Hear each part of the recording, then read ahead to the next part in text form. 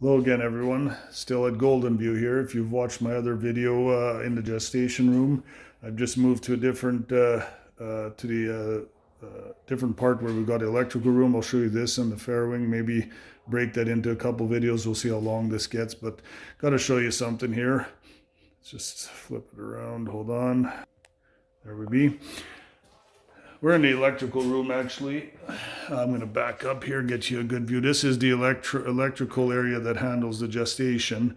Reason I wanted to show you this, two reasons. Well, we've got a Fuision control here, getting ready to finish setup, and why not brag about those, because you aren't going to find a better option out there these days for a control. But let's take a look inside of one of these.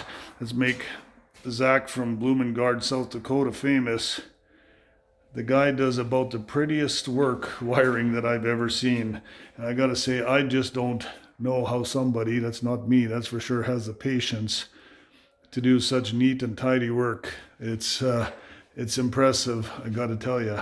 So there's that. Let's spin around, go out into the hallway here for the fairwing. Might as well take a quick look down at the fairwing as well. And I might, actually, I'm going to divert here. We've got a separate room. I'm going to take a whole different look at it. We aren't quite finished here, but you might as well take a look. Then maybe I'll break the fairwing into a separate video. What we have here, I just stepped into what will actually be the training room for the gilts.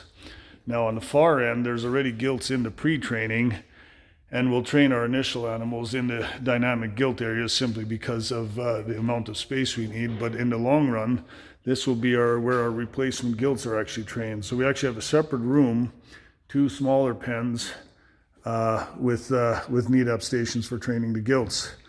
So yeah, that's just a pretty straightforward shot. Let's just cut the video here and I'll make a separate one for the fairwing.